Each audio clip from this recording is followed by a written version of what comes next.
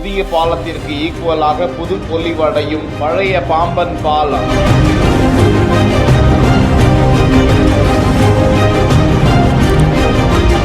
பயன்பாடற்று உப்புக்காற்றில் துருப்பிடித்து புதிய பாலத்தை பார்த்து ஏங்கி தவிக்கும் பாலத்தை புதுப்பிக்கும் பணி. 100 ஆண்டுகளை கடந்து பாம்பன் ரயில் பாலம் தொழில்நுட்ப கோளாறு காரணமாக கடந்த 2 ஆண்டுகளாக தனது ரயில் சேவையை நிறுத்திக் கொண்ட நிலையில் அதன் அருகாமையில் 535 கோடி ரூபாய் மதிப்பீட்டில் புதிய ரயில் பால பணிகள் முடிக்கப்பட்டு திறப்புக்கு காத்திருக்கிறது.